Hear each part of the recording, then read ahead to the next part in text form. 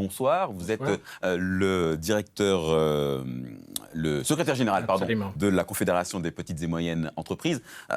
Ce confinement, il touche particulièrement les petits commerces. Alors, juste pour avoir une petite idée, vous avez certainement dû faire des modélisations. À combien de défaillances d'entreprises on peut s'attendre après ce confinement et le coup d'arrêt à l'économie ? Alors, c'est difficile de donner évidemment des chiffres précis puisqu'il y a eu beaucoup de dispositifs d'aide aux entreprises. Il y a un certain nombre d'entreprises qui ont bénéficié du PGE, le prêt garanti par l'État. Et donc, ces entreprises sont un peu sous perfusion en quelque sorte. Nous, dans les estimations qui sont les nôtres, en rythme de croisière, vous avez à peu près 50 000 défaillances d'entreprises par an. On estime en fourchette basse que nous dépasserons en 2021 les 100 000 défaillances d'entreprises, avec ce que vous pouvez imaginer comme conséquence en matière de destruction d'emplois. Du coup, quand vous entendez le Premier ministre, quand vous entendez Bruno Le Maire ce soir, est-ce que ça vous surprend ? Non, c'est pas tellement une surprise, mais on est un peu déçus malgré tout, parce que sur la question des commerces, alors vous disiez tout à l'heure que c'était une bonne nouvelle, malgré tout, on n'a pas d'assurance, on a une forme d'espoir ce soir, mais aucune assurance formelle sur la possibilité de réouvrir les commerces de proximité. Et quand vous êtes un commerçant ou un chef d'entreprise, vous avez besoin d'anticiper, vous avez besoin de préparer les choses. Et aujourd'hui, avec ce qui a été annoncé, malheureusement, on n'est pas dans cette capacité. Quand vous êtes à la tête, par exemple, d'une station de sport d'hiver, quand vous avez entendu le Premier ministre ce soir, vous n'êtes pas beaucoup plus avancé sur ce que vous pourrez faire comme saison cet été. Donc voilà, je crains que ça ne rassure malheureusement pas grand nombre, même si il faut reconnaître que ça donne une forme de perspective. Marie Lebec, bonsoir. Vous êtes députée des Yvelines et vice-présidente du groupe La République En Marche à l'Assemblée nationale. Est-ce que vous entendez la déception dans la voix de Jean-Luc Duménil ? On voudrait toujours pouvoir davantage donner d'éléments de certitude. Effectivement, je crois que c'est un peu la position qu'on a prise depuis le début du mandat, je dirais, d'être capable de donner de la prévisibilité aux entreprises sur la politique qu'on mène. C'est pas toujours possible, notamment dans le cadre de cette situation sanitaire. Ce qu'il faut savoir, c'est que on va faire le maximum pour que la situation s'améliore d'ici au 1er décembre, qui est la prochaine échéance qu'a donné le Premier ministre. C'est un effort qui doit être vraiment collectif, mais que c'est ce que l'on fait depuis le début de cette crise, avec des projets de loi de finances rectificatifs pour adapter la situation, l'évolution des dispositifs d'accompagnement pour les entreprises, que quand on n'est pas capable de laisser les entreprises fonctionner de manière normale, dirons-nous, eh bien, nous mettons en place tous les dispositifs qui permettent de sécuriser effectivement l'avenir des entreprises. On ne sauvera pas tout le monde, vous l'avez dit, il y aura des défaillances d'entreprises, mais l'État est présent et les parlementaires également dans le vote de ces dispositions pour justement répondre et accompagner au mieux les chefs d'entreprise. Nadège Azaz, bonsour. Vous êtes maire de Châtillon, dans les Hauts-de-Seine, maire sous l'étiquette Parti Socialiste. C'est l'élite de terrain que je m'adresse. Oui. Les petits commerces, vous en avez dans votre ville. Qu'est-ce qui remonte chez eux ? Est-ce qu'il y a de la déception, comme on peut l'entendre dans la voix de Jean-Luc Duménil, ou est-ce que ça va encore un peu plus loin ? Il y a beaucoup de déception, il y a aussi une forme de désespérance. Je crois qu'on peut quand même qualifier la situation comme étant dramatique pour un certain nombre de nos commerçants. La période actuelle est la période de préparation des fêtes de Noël. Donc c'est une période dans les commerces de proximité qu'on tente de sauver au quotidien, justement, face au e-commerce, face aux grandes surfaces où ils prospèrent généralement. Et puis là, beaucoup d'incertitudes sur la situation. Est-ce que vous anticipez beaucoup de faillites de petits commerces ? Il y aura... À Châtillon ? Alors, à Châtillon, je ne le souhaite pas. Nous tentons de les accompagner au maximum. Il y a un certain nombre de dispositifs qui existent, effectivement, des dispositifs de l'État. Il y a aussi des dispositifs de la région. Il y a des dispositifs du département. Mais c'est vraiment la question de l'intelligibilité, en fait, aussi, de tous ces dispositifs. Comment est-ce qu'ils se cumulent les uns avec les autres ? Comment est-ce que ces commerçants sont en capacité d'aller faire appel aussi à la constitution de dossiers ? Moi, j'ai une administration qui me permet aujourd'hui d'organiser des choses et de les aider. Ce n'est pas le cas pour un certain nombre de petites villes ou de villages. Donc oui, on est très inquiets. Vous avez été tenté à un moment, vous, de prendre un arrêté, comme l'ont fait... pas mal de maires quand même en France. On a eu une grande pression pour prendre ce type d'arrêté. Pression des commerces et puis d'une certaine partie de la population aussi. Moi, je n'ai pas voulu céder aux sirènes démagogiques parce que je ne voulais pas faire prendre de risques à mes commerçants parce qu'il s'agissait de toute façon d'arrêtés illégaux. Donc la police se déplaçait et refermait les commerces en mettant une amende. Mais avec les associations d'élus, que ce soit l'Association des maires de France, l'Association des maires d'Île-de-France, l'Association des maires des Hauts-de-Seine, nous avons envoyé des signaux clairs au gouvernement en leur disant que ces commerces étaient totalement en capacité de s'adapter aux contraintes sanitaires, qu'ils l'ont déjà fait, qu'on est dans des jauges au niveau des supermarchés de 4 mètres carrés, et donc qu'il est tout à fait possible aussi de respecter en fait ces limitations. Marie Lebec. Je crois que la remontée des élus de terrain, elle est fondamentale et nous-mêmes, on l'a fait avec moi, mes élus en charge du commerce local dans mes communes. En plus, j'ai certaines communes qui ont une taille critique suffisamment importante et donc qui arrivent à trouver des solutions. Et puis d'autres qui ont moins de commerce, où la population est moins nombreuse et où aussi c'est plus dur pour les commerces de se réinventer. Mais cependant, je crois que c'est vraiment là, effectivement, où il ne faut pas se tromper. C'est-à-dire que le sujet, c'est pas de dire est-ce que les commerces sont en capacité d'adapter ou pas leur processus. Ils l'ont fait déjà. Ils nous l'ont démontré. Alors, s'ils l'ont démontré, le sujet, c'est vraiment de dire. Est-ce que le gouvernement parce que le les sujet, écoute c'est pas vraiment de dire il faut réduire au maximum les interactions sociales et que, effectivement, si vous dites on ouvre le coiffeur, on ouvre les vendeurs les commerces d'habillement, les commerces de jouets, etc., inévitablement, non pas parce qu'ils inciteront, mais les gens iront dans ces lieux, il y aura des croisements, il y aura des interactions. Et donc, le temps de cette politique de confinement, il faut réduire les interactions sociales. Jean-Luc Duminé, il y a urgence pour ce que vous dites là, on peut parfaitement l'entendre. Sur le plan sanitaire, ça peut s'entendre, mais comprenez bien aussi l'incompréhension des commerces de l'autre côté. Quand dans les commerces de proximité, il y a eu des protocoles qui ont été respectés, il y a eu des investissements qui ont été faits. Et puis le bon sens, d'une manière générale, laisse à penser que quand vous êtes dans un petit commerce, vous avez moins de monde. Et donc, c'est plus facile de respecter les règles sanitaires. Et c'est vrai que quand vous voyez en face ce qui se passe dans les transports en commun ou dans certains hyper, vous comprenez que les gens aient un peu de mal. Il y a de l'incompréhension, en fait. Mais oui, bien sûr. Une espèce de sentiment d'injustice, un peu. C'est pour ça aussi que, effectivement, charge à nous, élus nationaux ou locaux, d'être là, d'être en capacité de répondre, et puis aussi de montrer un certain nombre de dispositifs. Moi, je ne nie pas la difficulté des commerces, et je ne nie pas aussi la souffrance de dire, bah non, vous restez fermés. Mais moi, je l'ai vu notamment avec 2 de mes librairies qui sont sur les communes de Château et Croissy, tout de suite dire, on remet du click and collect, on fait de l'information sur nos réseaux sociaux, on participe avec on fait remonter au niveau de l'agglomération. Vous l'avez souligné justement, le fait de dire pour certaines villes c'est trop compliqué de mettre en place une plateforme, mais au niveau des communautés d'agglomération par exemple, de dire il faut peut-être qu'on porte un projet collectif plutôt que chaque commune tournée sur elle-même. Donc c'est pas la solution optimale, idéale, notamment à une veille de période où on va consommer davantage parce que ce sont les fêtes. Mais en tout cas, je pense que c'est notre responsabilité en tant qu'élu de dire il y a des dispositifs qui existent et qui vous permettront de garder le contact avec votre clientèle et quand même d'avoir un petit peu d'activité. Là-dessus, vous avez raison, mais juste quand même sur par exemple, l'habillement. Je discutais tout à l'heure avec le président de la Fédération nationale de l'habillement. Aujourd'hui, la vente en ligne, c'est entre 5 et 10% du chiffre d'affaires de l'habillement. Donc, ils vont peut-être s'adapter dans le temps, on l'espère, on les incitera dans ce sens-là, mais dans l'immédiat, malheureusement, ça ne règle pas le problème. Vous parliez des dispositifs d'État. Oui, il y a eu une aide massive de l'État au travers de l'activité partielle, du PGE, etc. Personne n'en dit ce qu'on vient.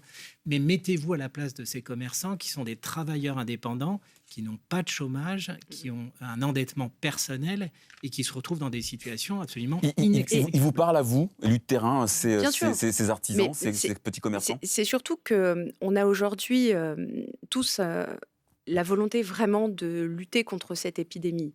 Notre ennemi, il est identifié, c'est ce virus qui n'en finit plus. Les élus au niveau local sont tout à fait en capacité, évidemment, d'accompagner, d'informer, d'aider dans tous les dispositifs possibles et inimaginables. On dispose d'une capacité d'agilité qu'on éprouve là maintenant depuis quelques mois. Mais là où j'attire, moi, votre attention et l'attention du gouvernement, c'est que nous devrions être beaucoup plus associés en amont parce que on parle notamment des systèmes de click et collect. Oui, il existe bien évidemment des outils qui nous permettent aujourd'hui de faire face en fait à la problématique. Mais plus on est écouté, plus on est concerté et mieux on peut aussi réagir. Là, la réalité au niveau local, c'est qu'on subit. On subit un certain nombre de décisions qu'on applique parce que nous sommes des républicains et parce que nous comprenons aussi l'urgence de la situation. Mais on nous demande, nous, parce qu'on est en proximité, parce que c'est vers la mairie que les gens se tournent et que nous-mêmes, on se tourne ensuite vers les autres collectivités, le territoire, je l'ai dit, le département ou la région. Mais en attendant, il reste quand même cette verticalité dans la prise de décision. Est-ce que pour le coup, c'est quand même pas inhérent à ce genre de crise où finalement on navigue aussi un petit peu à vue parce qu'il y a des données scientifiques, parce qu'il y a des remontées, parce qu'il faut faire des équations un peu au fil de l'eau. Ça dépend parce qu'on a quand même l'impression que sur des sujets on tâtonne un peu. Je vais vous prendre l'exemple du port du masque pour les enfants de plus de 6 ans. Il y a eu une période où on nous expliquait en tant qu'élus locaux qu'il fallait surtout veiller à ce que les enfants de plus de 6 ans n'aient pas le masque et que ça devait être limité à ceux de plus de 11 ans parce qu'il y avait plus de risques que de bénéfices. Le mercredi soir d'avant la rentrée des vacances de la Toussaint, nous avons l'information de la systématisation du port du masque dans toutes les écoles élémentaires, en plus des collèges et des lycées. Beaucoup de parents étaient certainement encore en vacances. On a une rentrée scolaire qui doit se dérouler le lundi. On doit être en capacité dans les 3 jours qui suivent, puisqu'il y a ensuite un week-end, dans une période qui est déjà compliquée, d'être sûr, parce que l'État s'est complètement déchargé sur nous, d'être sûr que tous les enfants qui reprendraient l'école aient bien un masque. Donc là, encore une fois, les collectivités s'organisent. Bien sûr qu'on s'organise, on s'entraide beaucoup entre nous. La réalité, c'est qu'il y a beaucoup d'échanges, etc. Mais voilà, c'est imposé en 3 jours. Le lundi, il fallait qu'on soit sûr. On ne connaissait même pas l'heure de rentrée scolaire. On va donner la parole à Marie Lebecq. Vous comprenez ce procès qui est fait pardon, je vais utiliser un terme qui n'est pas joli, mais d'autoritarisme.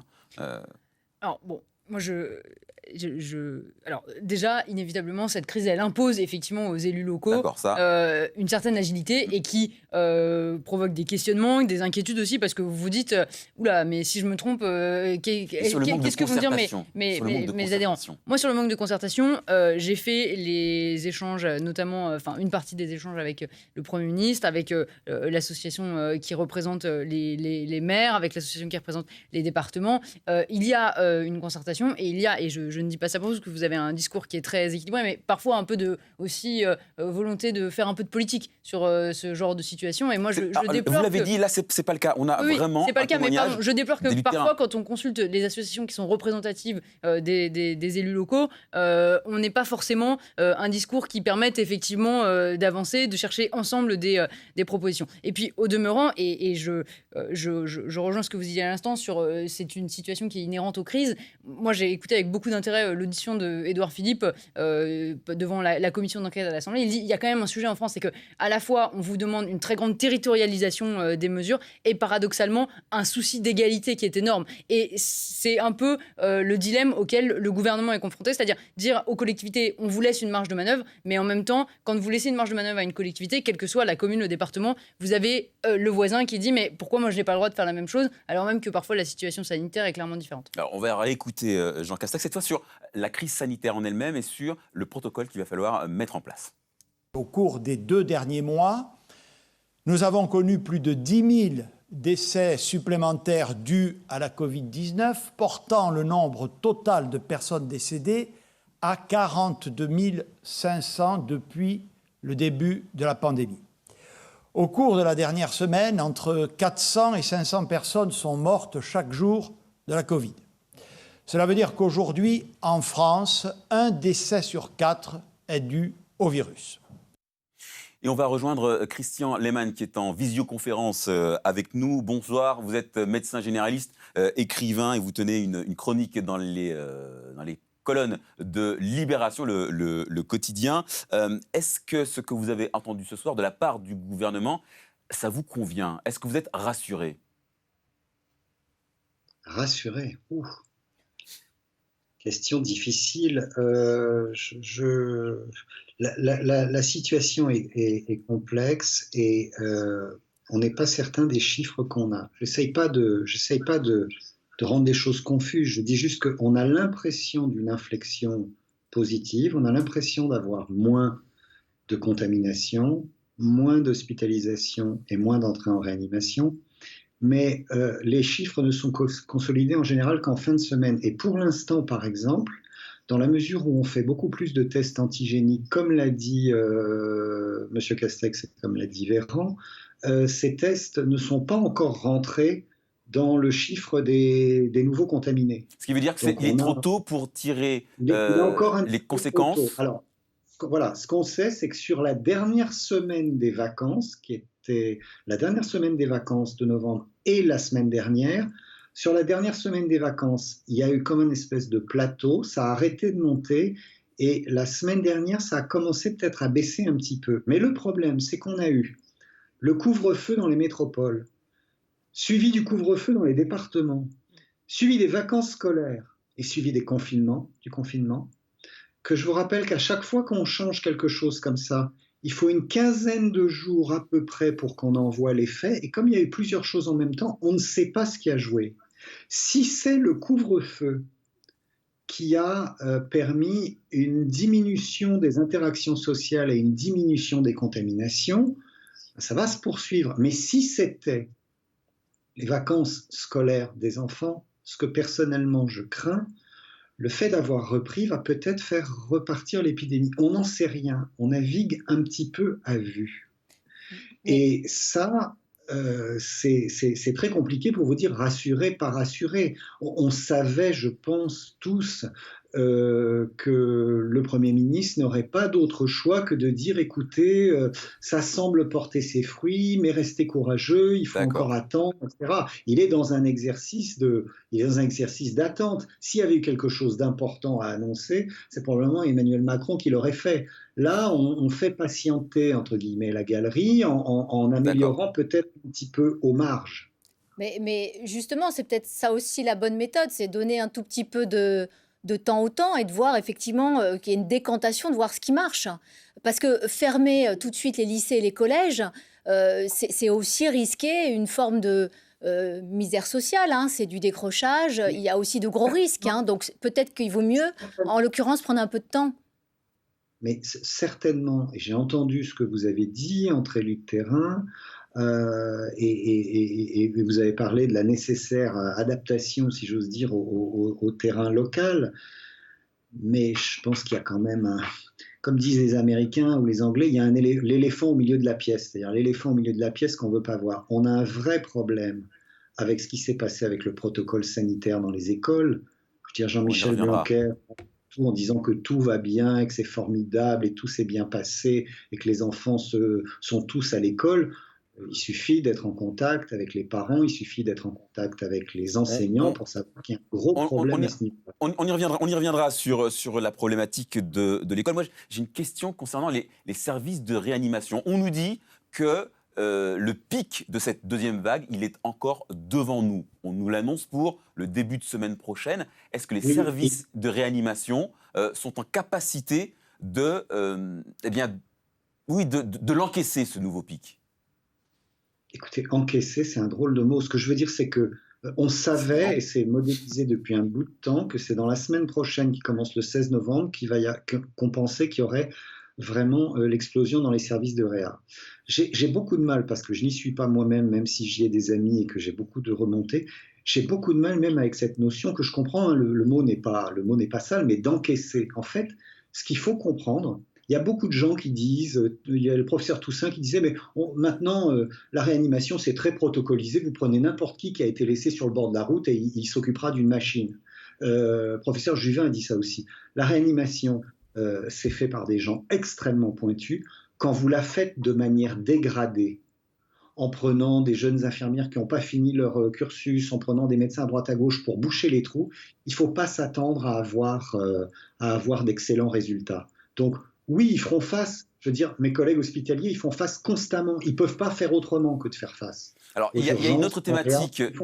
Mais est-ce qu'ils vont faire face dans de bonnes conditions ? Ça, c'est beaucoup moins sûr. Alors, il y a une autre thématique qui est en train de monter en ce moment, Christian Lehmann, l'idée qu'un vaccin pourrait être développé assez rapidement. Or, sur France Info, nous avons un sondage fait par Odoxa et Dentsu Consulting pour Le Figaro et pour France Info. Et si on en croit ce sondage, eh bien, un Français sur deux refuseraient de se faire vacciner. 60% seraient opposés à la vaccination obligatoire. Qu'est-ce que ça dit, ces chiffres, sur l'attitude des Français face à la vaccination ? Moi, je vais répondre à côté. Qu'est-ce que ça dit de l'attitude des médias ? C'est-à-dire, vous posez la question à des gens alors qu'on ne sait pas si le vaccin n'existe pas pour l'instant. On ne sait pas s'il est efficace et on ne sait pas s'il est bien toléré. Moi, si vous me montrez aujourd'hui une seringue en disant tiens, c'est le vaccin, vas-y, je vais vous dire non, je préfère pas, je n'en sais rien. Si le vaccin fait la preuve de son efficacité, évidemment, pour moi, je me ferai vacciner. Le problème, c'est que une crise comme celle-ci utilise toutes les failles du système d'avant pour se dévoiler. Les anti-vaccins, ils ont toujours été là en France, hein, les anti-vaccins. C'est pas une nouveauté. Non, attendez, il y a toujours eu les anti-vaccins, il y a toujours eu des types qui étaient sûrs qu'il y avait un complot mondial, des reptiliens, Illuminati, etc., pour mettre la 5G dans leur cerveau. Mais je ne parle pas de ça. Je parle de gens qui perdent confiance à la fois dans la science et à la fois dans le gouvernement et qui deviennent plus poreux à un discours complotiste. Alors, j'aurais juste fait une petite précision, Christian Lehmann, c'est que d'après notre sondage, 15% des Français sont absolument anti-vaccins. 15%. Voilà, je voulais juste apporter cette petite précision. On proposera de vacciner et de sauver les 85% autres. Je veux dire, la médecine, ça a jamais été imposé. La médecine, c'est convaincre. Quand Agnès Buzyn, il y a quelques années, a rendu la vaccination obligatoire, je fais partie de ceux je vaccine des patients depuis 37 ans, mais j'ai fait partie de ceux qui, comme les grandes sociétés savantes de médecine générale, disaient que c'était une erreur. Parce que quand vous obligez quelqu'un, c'est que vous ne pouvez pas le convaincre. Quand vous êtes convaincant, quand vous avez des arguments convaincants, vous n'êtes pas obligé d'obliger, juste. Alors justement, et donc, Alix... on a augmenté la crainte des gens et le refus de la vaccination en passant en force. Alors justement, Alix Bouyaguet, comment ça se passe quand on veut rendre un vaccin obligatoire en France ? En fait, déjà, tout passe par la loi. C'est-à-dire que le gouvernement ne peut pas décréter tout d'un coup le caractère obligatoire d'un vaccin. En 2018, effectivement, 11 vaccins ont été rendus obligatoires, mais c'était à destination des enfants. Hein. Et cette mesure-là, elle avait été validée en 2005 par le Conseil constitutionnel qui estime qu'à partir du moment où il y a protection de la santé publique, on peut rendre le caractère obligatoire d'un vaccin. Alors c'est vrai que rendre obligatoire un vaccin pour un adulte, ça pour le coup, ce serait une première. Hein, ça n'a jamais été fait en France. Il y a eu quelques cas en Suisse, aux États-Unis, et notamment le fameux cas en 1947 où il y a eu une épidémie de variole à New York où effectivement toute la population adulte a été vaccinée. Mais c'est vrai qu'à ce jour, ça n'a jamais été le cas en France. Alors, petit tour de table, Marie Lebec, si on vous proposait aujourd'hui un vaccin testé, efficace, vous feriez vacciner ? Non, mais bien sûr, moi, ce chiffre me rend absolument dingue. Je veux dire, qu'est-ce que ça veut dire ? On est dans la nation de Pasteur, on est dans un pays où la mise sur le marché des médicaments est extrêmement sécurisée, où il n'y a pas de risque. Je veux dire, les protocoles sont là pour garantir justement que quand on met un médicament et qu'on s'en sert pour l'usage thérapeutique pour lequel il a été établi, il permet de protéger la population. Et je veux dire, c'est par rapport au confinement, par rapport aux commerçants, par rapport à tous ceux aujourd'hui qui risquent leur vie pour aller soigner des gens, moi, ce chiffre me rend absolument dingue. Je suis désolée, c'est de voir que 60% des gens seront contre la vaccination obligatoire. Ça m'interroge beaucoup sur notre volonté, justement, d'agir collectivement face à la crise. Nadège Azaz. Moi, ça m'interroge plutôt en fait sur l'état de défiance de notre société, c'est-à-dire que c'est 50-50. Hein. L'incapacité en fait d'entraîner les gens sur le progrès que constituerait à très court terme en fait ce vaccin doit collectivement, je crois, nous interroger. Je crois qu'il faut écouter les sachants. Je crois que les médecins sont les mieux à même de nous dire effectivement quelle est la bonne solution. Je crois qu'il faut d'ores et déjà commencer à préparer les esprits sur le fait que ces vaccins vont d'abord, parce que nous n'aurons pas de toute façon de doses suffisantes pour vacciner toute la population, donc d'abord être réservés au public fragile. Quels sont-ils ? Voilà, enfin, moi je vous avoue justement que j'ai aussi quelques craintes en tant qu'élu local. Je pense qu'elles sont partagées avec un certain nombre de mes collègues. Parce que quand le 9 vaccin... juillet, pour le coup, le Conseil scientifique, il a déjà rendu son avis sur qui pourrait être prioritaire pour les vaccins. Donc il y aurait le personnel de santé, les personnes effectivement les plus fragiles, et puis les personnes âgées. Mais on le disait dès le début de ce cycle de discussion, l'état de la science évolue aussi beaucoup. On nous disait aussi il y a quelque temps, ce que je vous disais sur les masques des enfants, ce n'est pas utile, etc. On nous disait aussi il y a quelque temps, le port du masque pour tous n'est pas forcément obligatoire. Donc, est-ce que les publics ne sont pas aussi amenés à évoluer? Est-ce que dans les publics fragiles, il ne faudrait pas faire rentrer d'autres pathologies potentiellement? Je ne suis pas médecin, donc je ne le sais pas. Ce que je sais simplement, c'est qu'il faut qu'on soit prêt et que la population, elle va aller se faire vacciner, soit en médecine de ville, soit que nous, on puisse organiser aussi avec nos centres médicaux, mettre à disposition aussi des équipements si d'aventure on passait sur une vaccination de masque et que tout ça, de masse, et que tout ça doit s'anticiper. Alors, il y a un autre acteur dans la société, c'est aussi l'entreprise. Jean-Luc Duménil, est-ce que l'entreprise doit s'impliquer justement dans ces protocoles sanitaires et s'impliquer dans une campagne de vaccination? Encore une fois, je le précise, quand un vaccin sera disponible et quand il sera testé et quand il aura le blanc-seing des autorités sanitaires. Alors d'abord, peut-être une première réponse à titre personnel. Voilà, vous nous interrogez sur la vaccination. Moi, ma position personnelle, c'est de dire que j'ai du mal à comprendre comment est-ce qu'on peut avoir peur d'un problème et peur de sa solution. À un moment donné, on veut tous sortir de cette crise de la Covid. Si le vaccin est inventé, nous permet d'en sortir, je vous comprends mal comment est-ce qu'on peut refuser a priori cette solution. Et sachez que le Conseil scientifique, toujours du 9 juillet, a effectivement mis dans le lot des personnes concernées à vacciner en priorité les commerçants. Donc, Oui, ce qui est très bien. Après, quand vous regardez sur le plan très pragmatique, encore une fois, on parlait tout à l'heure de la vaccination obligatoire des enfants.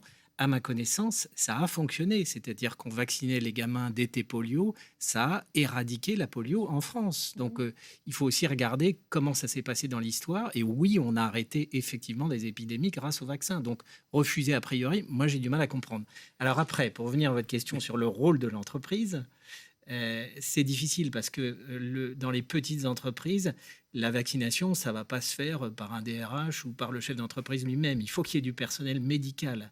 Donc, vous ne pouvez pas demander dans les petites entreprises de vacciner l'ensemble des salariés. Ça pourrait passer par la médecine du travail, par exemple, pourquoi pas, mais certainement pas à l'intérieur de l'entreprise. Comme ce qu'on explique aujourd'hui sur les tests, les nouveaux tests, c'est pas dans les PME que vous allez pouvoir le faire. Il faut du personnel qui soit formé et donc c'est pour les entreprises d'une certaine taille. Alors, Christian Lehmann, c'est Pfizer qui a lancé cette thématique en annonçant un produit efficace à 90%. Vous attendez ce vaccin pour quand? À quelle échéance? Ah, mais je n'en sais strictement rien. Je l'attends, je l'espère, mais je ne peux pas vous dire, j'en sais rien. C'est au-delà de... Je n'aime pas parler de ce que je ne connais pas, c'est au-delà de mes compétences de médecin généraliste. Je ne vois pas comment on pourrait avoir des doses là avant, je dirais, le mois de mai ou le mois de juin. Avant l'été? Pas avant l'été? Je crains que non. Donc je comprends parfaitement, d'abord, je comprends l'engouement que ça suscite et je comprends l'espoir que je partage, que ça suscite. Je dis juste que commencer à parler d'obligations comme font certains hommes politiques, alors que la population est échaudée, parce qu'on lui a dit, comme l'a dit une de vos intervenantes, on n'a pas besoin de masque. Ah si, on a besoin de masque. Pas de masque pour les enfants en dessous de 11 ans, masque à 6 ans. Ça peut être normal excusez-moi, de changer d'avis ou de merdouiller, mais les gens sont paumés. Ils ont l'impression qu'on ne s'adresse pas à eux comme des adultes responsables. Avant de leur parler d'obligations, il faut reparler de ce que peut faire ce vaccin, quelle est son efficacité. On va commencer par vacciner probablement des soignants, des gens qui sont en première ligne et des personnes vulnérables. Et quand le reste de la population verront que les médecins ne font pas partie d'un immense complot, mais se vaccinent, comme ça a été le cas pour d'autres vaccins auparavant, petit à petit, on gagnera la conviction des gens. Donc oui, on part de loin, part de loin, avec 15% d'antivax et 50% des gens qui se posent la question de savoir s'ils devraient se vacciner. Mais ce n'est pas en les traitant comme des imbéciles ou des débiles ou en considérant qu'ils n'ont rien compris, mais en comprenant qu'on a failli collectivement dans la gestion de l'épidémie au départ avec les mensonges sur les masques et ensuite dans le fait qu'on n'a pas expliqué aux gens. Permettez, Christian Lehmann, que Marie Lebec réponde. Je la sens trépigner. Pardon, monsieur Lehmann, mais je trouve que c'est intéressant ce que vous dites. Je ne suis pas du tout en phase avec vous sur la présentation que vous en faites. Je crois qu'on avait une crise sanitaire d'une ampleur inédite, avec une maladie qu'on connaissait mal. Et bien sûr, on a tâtonné sur un certain nombre de sujets. Bien sûr, cette crise, on doit en tirer tous les enseignements, et notamment sur la gestion des stocks stratégiques de masques. Il n'y a pas de sujet sur ça. Et je crois que chaque responsable politique à tirer ou tire encore les enseignements de la façon dont on a géré la première partie de la crise. Mais sur les anti-vaccins, moi, ou sur les doutes quant à la vaccination, je rejoins ce qui était dit sur le fait de dire on ne peut pas être opposé à un problème et opposer sa solution. Et puis par ailleurs, pardon, mais je crois qu'en tant que responsable politique, en tant que responsable professionnel de santé, il faut chercher à convaincre les gens, mais il ne faut pas aussi nier la puissance et la portée, et notamment de certains responsables politiques, du discours qui a été tenu contre la vaccination. Moi, je me rappelle très bien de ce débat sur l'obligation à 11 vaccins qu'on avait eu à l'Assemblée nationale, et je crois que notre responsabilité, c'est de dire on a des autorités de santé qui sont en capacité, et des entreprises de santé qui sont en capacité de produire un vaccin, qui sont en capacité de contrôler que ce vaccin il soit une sécurité pour l'ensemble des Français. Et ensuite, il ne faut pas qu'on hésite collectivement à aller se faire vacciner. Et je crois que là,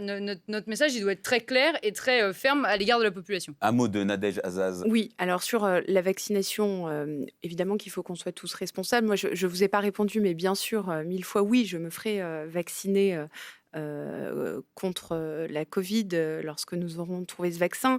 Mais rappelez aussi que nous avions en responsabilité, on parlait du monde de l'entreprise, mais aussi dans les collectivités, et beaucoup plus globalement, entamer une campagne de vaccination contre la grippe, puisque il s'agissait évidemment de prévenir en fait la population de ce virus-là, dont nous connaissons le vaccin. Moi, chaque année, depuis des années, je me fais vacciner contre la grippe.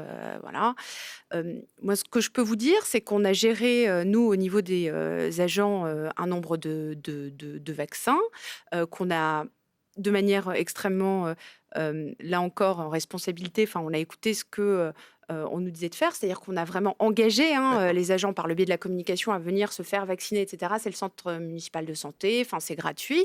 Sauf que le problème, c'est qu'on s'est retrouvé aussi très rapidement à court de vaccins et qu'il y a beaucoup de Français qui ont eu aussi ce problème-là. On nous a invités en fait à une vaccination massive et résultat des courses, en fait, ça a entraîné une pénurie. Les pharmacies n'avaient plus de vaccins. Ça a été très compliqué pour pouvoir en avoir. Alors, il y avait aussi une autre thématique qui intéresse beaucoup les Français en cette période de crise, les écoles. Que faire dans les établissements scolaires? Écoutez ce que Jean-Michel Blanquer, le ministre de l'Éducation nationale, en disait tout à l'heure.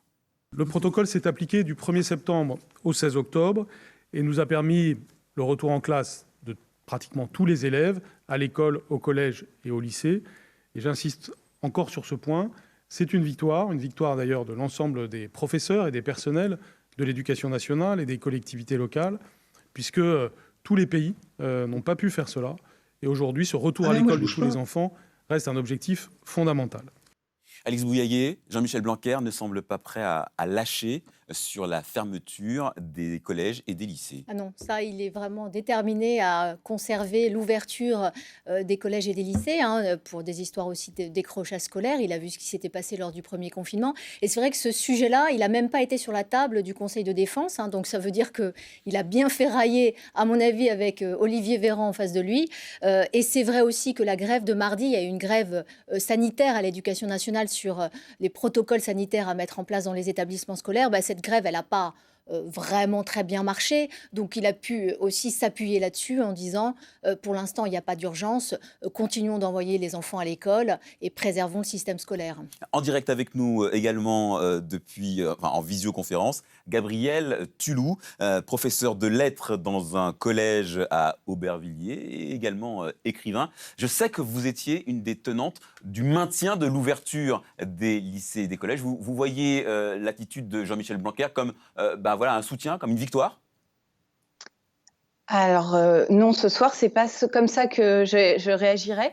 Bonsoir, d'abord, merci de me donner la parole.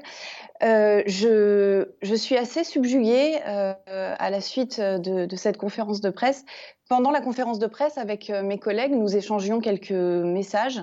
Et ce qui est ressorti à la fin, c'est pas un mot, point d'exclamation. En fait, nous étions quand même 45% sur le plan national en grève dans les collèges, là, ce mardi, et pas un mot sur la question des demi-groupes dans les collèges. Donc c'est vraiment, non, pour moi, il n'y a pas de victoire ce soir. Il y aurait une victoire si, enfin, le ministre nous essaie de mettre en place un protocole qui nous permet de garder cette continuité pédagogique qui nous est vraiment très chère, tout comme à lui, mais dans des conditions sanitaires dignes. Mais en fait, justement, lui, toute son idée, c'est de laisser le choix au chef d'établissement, parce qu'il y a des problématiques différentes en fonction des écoles, de l'espace. Donc, au contraire, c'est peut-être plutôt une chance d'avoir une forme de gestion plus pragmatique. Alors, ça n'est pas du tout vrai sur le plan des collèges, ce que vous êtes en train de dire. Dans les lycées, oui. Le collège, non. Le collège, c'est bien tous les élèves, 100% en présentiel. Donc, ça veut dire concrètement, dans un établissement comme le mien, quand je prends ce qui a été dit tout à l'heure par Monsieur Blanquer, le brassage, il a lieu parce que nous n'avons pas suffisamment de salles pour pouvoir avoir une classe par salle. Concrètement, les salles ne peuvent pas être nettoyées comme puisque 3 de nos agents sont en arrêt. Voilà, on est complètement à côté du protocole annoncé. On voit partout sur nos écrans un hashtag restons prudents. On est dans un système de précaution qui s'arrête à la porte des écoles. Ça semble complètement incohérent. Nadège Azaz, combien de lycées, combien de collèges, combien d'écoles à Châtillon? Pas de lycée à Châtillon, mais je l'espère bientôt. On a 2 collèges et on a 13 écoles, dont un groupe scolaire. Donc vous comprenez bien ce que veut dire Gabriel Tullou. Je comprends parfaitement, parce qu'en fait, au niveau des protocoles, on fait pour défaire, pour refaire. Souvent en très peu de temps en plus pour s'organiser. Là encore, nous les villes, on a la compétence des écoles maternelles et des écoles élémentaires. Donc oui, on fait preuve d'agilité, oui, on sollicite les personnels, mais après, on n'a pas des locaux qui sont extensibles à l'infini, même si on, pour le coup, prend aussi des salles de classe, parce que les enfants ne doivent pas être brassés. Donc on les laisse par classe, donc ils sont accueillis le matin ou sur le soir sur les temps périscolaires par classe, sauf que se pose la question, quand on les accueille en fait de 7h30 à 18h, se pose la question de à quel moment en fait est-ce que les personnels de ménage peuvent justement assurer la sécurité sanitaire de la communauté éducative et de nos enfants. Eh bien voilà, il faut s'organiser, il faut jongler. Donc on les fait venir soit plus tôt, soit on les fait rester plus tard. Enfin, je veux dire, tout ça, c'est le quotidien en fait de ce qu'on vit, parce que on lutte, on combat, on a bien conscience, encore une fois, de la nécessité d'être tous responsables, mais ce sont des protocoles qui sont sur le terrain extrêmement complexes à appliquer. Donc oui, on le fait, mais ça nécessite aussi de l'embauche de personnel, ça nécessite d'avoir recours à des personnels d'autres services, etc. Tout ça a un coût et humain et financier aussi pour les collectivités. Jean Duminil, si on passait à une présence en classe de 50%, qu'est-ce que ça signifierait pour les parents et donc pour les entreprises qui les embauchent? Écoutez, on a l'expérience du premier confinement, effectivement, avec la fermeture des écoles. Et ça a été très compliqué à gérer, parce qu'il fallait gérer des parents qui étaient à la fois parents et évidemment salariés des entreprises. Donc ça a désorganisé bien souvent l'organisation de l'entreprise. Et on parlait du télétravail tout à l'heure. Là aussi, c'est évidemment beaucoup plus compliqué pour des parents quand ils ont des enfants en bas âge avec eux, qui doivent s'en occuper et travailler en même temps. Donc, pour le monde de l'entreprise, le fait effectivement de garder les enfants à l'école, en termes d'organisation, c'est une bonne nouvelle. Je ne parle pas sur le plan sanitaire, mais en termes d'organisation. En tout cas. Christian Lehmann, je posais la question au médecin. Est-ce qu'il fallait fermer les collèges et les lycées ?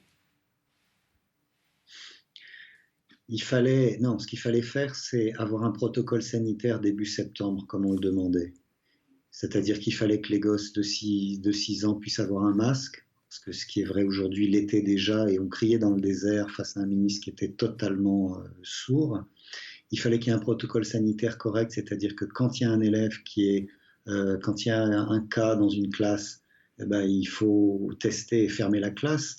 Or, lorsque ça a commencé à arriver, que des classes ont été fermées, au milieu septembre, Blanquer a cassé le thermomètre. Il a dit seulement on ne fermera une classe que s'il y a 3 élèves positifs la même semaine de 2 fratries différentes. Or, à l'époque, il fallait à peu près 10 jours entre le moment où on décidait d'avoir un test PCR et le moment où on avait le résultat. Donc on n'a pas fermé de classe. Il s'en félicite encore aujourd'hui. Je ne sais pas comment il fait. Il vit dans un univers alternatif, probablement où tout va bien.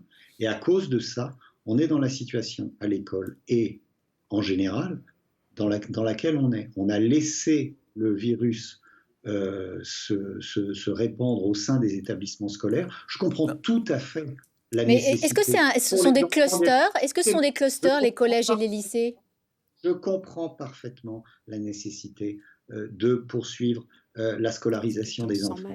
Et ça nécessitait un vrai protocole sanitaire. Ça nécessitait des masques chirurgicaux pour les instituteurs, pour les professeurs, pour les gens en maternelle, pour les ATSEM, pour les élèves dont les parents n'ont pas les sous pour en acheter. Ça nécessitait de tester largement quand il y avait un enfant malade. On ne l'a pas fait et donc, comme disait Jacques Brel, nous voilà ce soir. Je vais passer la parole à Gabriel Tulloux qui est toujours avec nous. Est-ce que vous avez donc du coup l'impression d'être laissé seul dans le désert, comme le dit Christian Lehmann ? Mais vous savez, en fait, j'ai écouté justement ce que disait votre invité Christian Lehmann juste avant et je réagissais à ces mots lorsqu'il parlait, il me semblait que quand vous lui avez demandé si les hôpitaux étaient prêts à encaisser, il n'a pas aimé ce mot encaisser et il a dit, en tout cas, les collègues font face. Et en fait, c'est exactement ce qui se passe aujourd'hui dans l'éducation nationale, c'est-à-dire qu'en fait, les collègues, dans les faits, font face, mais il faut bien se dire que ce système qui aujourd'hui tient vraiment sur l'abnégation des collègues et aussi sur une espèce de confiance professionnelle qui est là, va pas pouvoir tenir ad vitam aeternam parce qu'en fait, on commence à s'épuiser. Et puis, il y a juste une chose vraiment qui est vraiment une remarque de bon sens. Moi, aujourd'hui, je ne vis pas avec mes parents. Mes élèves, oui. Ils vivent avec leurs parents, ils vivent avec leurs grands-parents. Si je vivais aujourd'hui avec mes parents, je crois que je serais extrêmement inquiète de me rendre dans cet établissement dans lequel, très clairement, j'ai des risques d'attraper la Covid. Or, aujourd'hui, je demande à mes élèves de venir dans des classes remplies tous les jours, prendre ces risques-là. Je trouve ça complètement indécent. Marie Lebec, est-ce que vous entendez Oui, j'entends, mais à la fois... Ce sera, on va faire un dernier petit tour de table. Non, j'entends, et c'est pour ça qu'on adapte aussi les protocoles en fonction de l'évolution de l'épidémie. Et je vous rappelle que l'OMS a dit il y a assez peu de temps, en fait, que pour les enfants dès 6 ans, c'était peut-être bien d'avoir un masque, mais je veux dire, c'est vraiment quelque chose qui faisait consensus auprès des différents groupes politiques, auprès aussi, quand on échange avec les parents sur la nécessité d'avoir les enfants qui restent scolarisés. Il faut aussi penser aux conséquences à très long terme de cette crise. On parle souvent des conséquences sur la santé, il faut aussi penser aux conséquences sur l'éducation. Je voudrais dire, moi je suis passé dans les collèges de ma circonscription, dans les lycées, et je peux vous dire que alors que je crois que porter un masque c'est agréable pour personne, les collégiens, les lycéens le font avec beaucoup de rigueur, beaucoup de respect. Et donc je crois aussi qu'il faut... Pas de critique de la part des professeurs dans votre circonscription ? Non, bien sûr, personne ne concède que c'est très facile d'enseigner avec un masque ou d'avoir un groupe de 30 élèves avec un masque, mais pour autant tout le monde joue le jeu parce que tout le monde a aussi vu les conséquences de la déscolarisation des enfants. Nadège Azaz, le mot de la fin pour vous. Continuons évidemment collectivement à être responsables parce que plus vite nous en serons sortis, plus vite nous pourrons retrouver aussi une vie normale. Et je crois qu'on est tous axés là-dessus. Mais l'acceptation sociale de toutes ces mesures passe évidemment par la nécessité d'emmener tout le monde aussi vers les décisions qui sont prises. Donc c'est la consultation, c'est la concertation, c'est l'écoute. Écoutez les corps intermédiaires, écoutez les professionnels. Moi, je veux avoir une pensée évidemment ce soir pour tous nos soignants qui font un travail extraordinaire dans des conditions difficiles, pour nos enseignants, pour nos forces de l'ordre, pour tous ceux qui sont sur le terrain au quotidien, et écoutez les collectivités territoriales parce que bien souvent, et notamment sur les questions des commerces, mais pas que, on a la solution. Justement, on va passer la parole à Jean-Luc Duminil. Peut-être revenir sur les protocoles sanitaires dont vous parliez. Ce qui a été dit tout à l'heure par le Premier ministre, c'est qu'on allait demander aux commerçants d'adapter les protocoles sanitaires en vue d'une éventuelle réouverture au 1er décembre. La première chose, c'est que si on leur demande ce travail, il va falloir ensuite que ça serve à quelque chose. Parce que malheureusement, l'expérience récente qu'on a eue, c'est qu'ils ont fait des efforts importants et que finalement, ça aboutit à ce qu'on les ferme. D'autre part, quand vous mettez en place des protocoles sanitaires importants, vous ne fonctionnez pas, évidemment, dans des conditions normales. Donc ça veut dire que dans votre activité, dans votre chiffre d'affaires, il y a des conséquences à la baisse. Et donc, réouvrir, oui, mais si on a des protocoles stricts, on devra aussi maintenir les aides aux entreprises. Si vous ouvrez pour perdre de l'argent, ça n'a aucun sens. Donc il faudra aussi intégrer cet élément-là. Merci beaucoup à vous trois.